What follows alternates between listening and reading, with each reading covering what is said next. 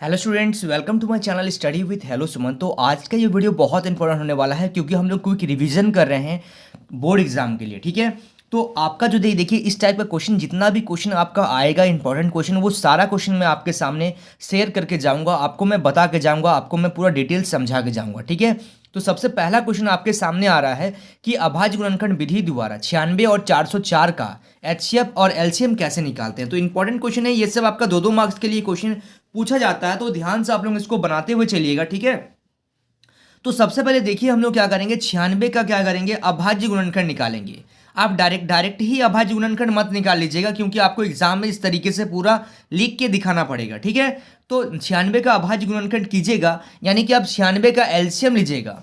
तो दो का पार्ट से देखिए कितना बार में, 4 बार में यहाँ पे आ जाएगा आपका 48। ठीक है, दो का पार्ट में ये आ जाएगा आपका 24। इस तरीके से आप पूरा एलसीएम लीजिएगा तो आपका आ जाएगा 2 का पावर 5 गुना 3। ठीक है, अब उसके बाद क्या कीजिएगा, 404 का आप निकालिएगा यहाँ पे अभाज्य गुणनखंड। 404 का अभाज्य गुणनखंड अगर आप निकालेंगे तो आपका आ जाएगा 404 का, अगर आप एलसीएम मान लीजिए ले रहे हैं इस तरीके से। ठीक है, अभाज्य गुणनखंड मतलब एलसीएम। तो दो का पार्ट में आप डिवाइड कीजिएगा, अलग से भी भाग कर सकते हैं, 202, दो का पार्ट दीजिएगा तो 101। ठीक है, यानी कि 2 का पावर 2, 2 का पावर 2, क्योंकि दो बार आ रहा है, गुना 101। ठीक है, तो अब देखिए अगर मेरे को एचसीएफ निकालना है, तो हम क्या करेंगे, देखिए यहाँ पे देखिए 2 का पावर 5 है, यहाँ पे 2 का पावर 2 है, यानी कि दो ठो 2, और यहाँ पे देखिए इस तरीके से समझिएगा, यहाँ पे 5 ठो 2 है, इस तरीके से लिखिए, और यहाँ पे नीचे 2 ठो 2 है। तो इससे ये मिल गया, इससे ये मिल गया, जो दोनों में मिलेगा वो क्या कहलाएगा, आपका एचसीएफ। यानी कि एचसीएफ कितना आ गया, आपका 4 आ गया। और आपको अगर एलसीएम निकालना है, एलसीएम किसका निकालना है, 96 और 404 का। देखिए ध्यान से देखिएगा, यहाँ पे क्या लिख लीजिए 101, यहाँ पे क्या लिखिएगा 3। अब देखिए जो दोनों में मिल रहा है उसको एक एक बार आप लिखिए, 2 गुना 2 गुना, और जो आपका नहीं मिल रहा है उसको पूरा लिख दीजिए।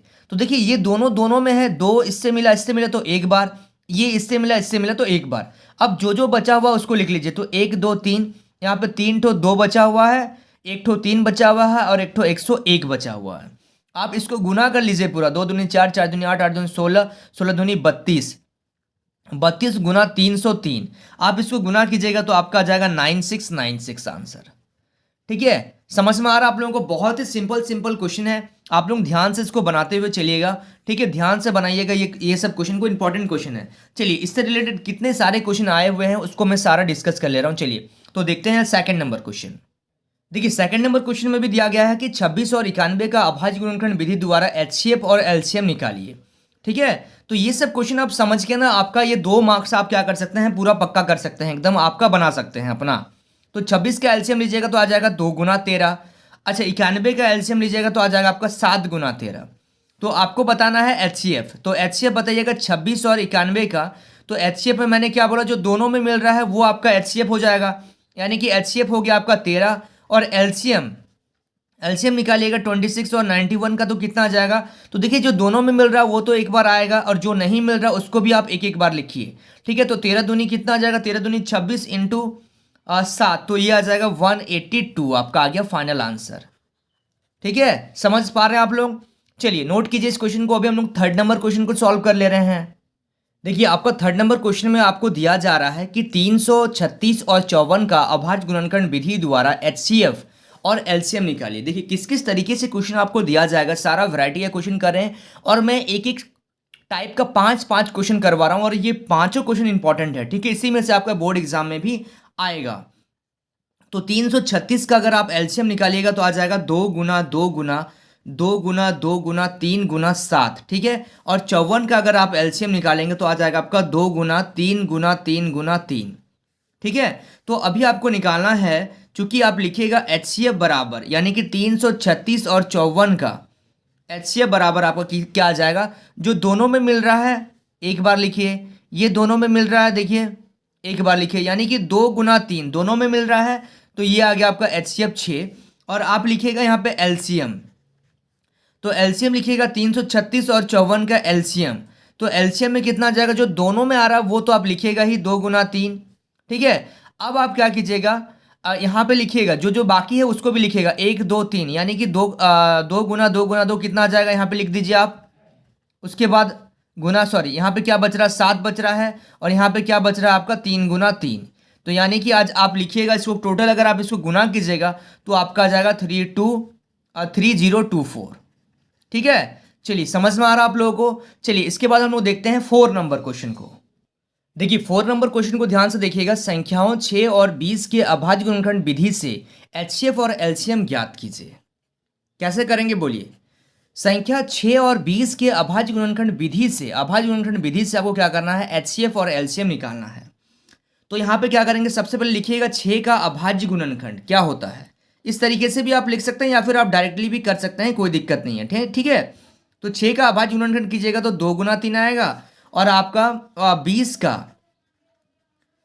का अभाज्य गुणनखंड, तो 20 का अभाज्य गुणनखंड अगर आप कीजिएगा तो 20 का अभाज्य गुणनखंड कीजिएगा तो कितना आ जाएगा, 2 गुना 2 गुना 5।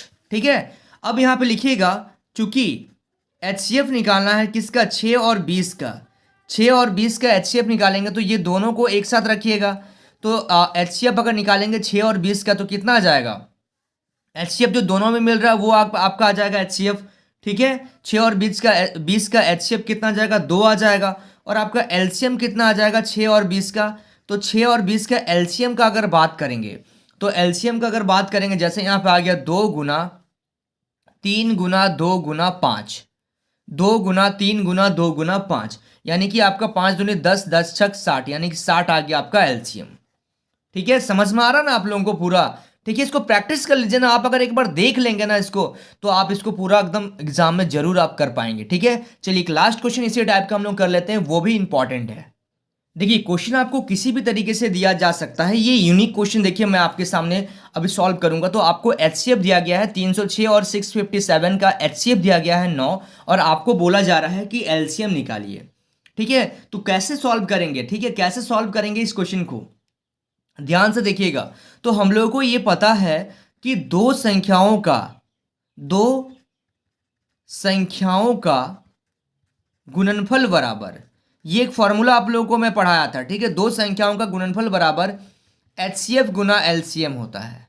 ठीक है, तो दो संख्या कौन सा है, दो संख्या दिया गया है 306 गुना 657 बराबर एचसीएफ क्या है आपके सामने, एचसीएफ 9 दिया गया है। तो आपको क्या निकालना है, एलसीएम आपको निकालना है, यानी कि एलसीएम कुछ भी नहीं दिया गया है तो आप इस तरीके से लिख लीजिए।